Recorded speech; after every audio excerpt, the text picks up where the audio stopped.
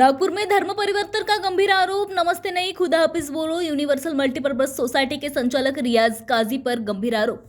नागपुर से एक बेहद चौंकाने वाला मामला सामने आया है। यहाँ एक यूनिवर्सल मल्टीपर्पज सोसाइटी नामक एनजीओ के संचालक रियाज काजी पर हिंदू युवतियों ने गंभीर आरोप लगाया है। शिकायत के अनुसार एनजीओ में काम करने वाली हिंदू लड़कियों पर इस्लामी रीति रिवाजों को मानने के लिए मानसिक दबाव बनाया जा रहा था। आरोप है कि कर्मचारियों को जबरन नमाज पढ़ने और रोजा रखने के लिए मजबूर किया जाता था। हद तो तब हो गई जब ऑफिस में नमस्ते कहने पर भी पाबंदी लगा दी गई और सभी को अनिवार्य रूप से खुदा हाफिज कहने का आदेश दिया गया।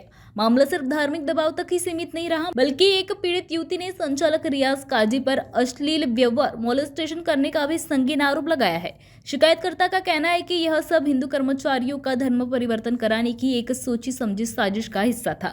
इस घटना के सामने आने के बाद नागपुर में भारी आक्रोश है और पुलिस ने मामले की गंभीरता को देखते हुए कानूनी कार्रवाई शुरू कर दी है।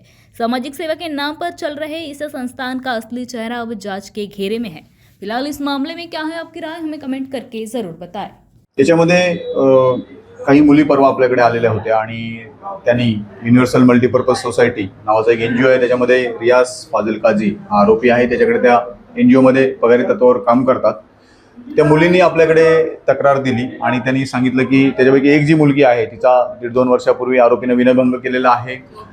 मुलींना तो मुस्लिम चालीरीतींची काही माहिती देत होता आणि 8 दिवसापूर्वी एका मुलीच्या आईला फोन करून आरोपीनं इतर मुलींच्या कॅरेक्टरविषयी काही निगेटिव्ह माहिती दिली, कॅरेक्टरविषयी चुकीच्या गोष्टी सांगितल्या आणि त्याच्यामुळे त्या मुली एकत्र आल्या आणि परवा आपल्याकडे तक्रार दिलेली आहे।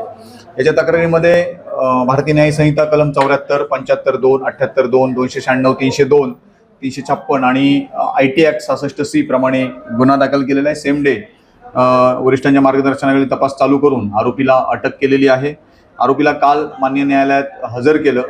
माननीय न्यायालयाने आरोपीला 23 तारीखपर्यंत पोलीस कोठडी दिलेली आहे। ही जी एनजीओ आहे ती ग्रामीण भागातील किंवा शहरी भागातील स्लम एरियातील लेबर क्लासमधील जे लहान मुलं आहेत जी शिक्षणापासून वंचित आहेत त्यांच्यासाठी त्यांना शिक्षणाच्या प्रवाहात आणण्यासाठी आपण काम करतोय असं आरोपीचं म्हणणं आहे।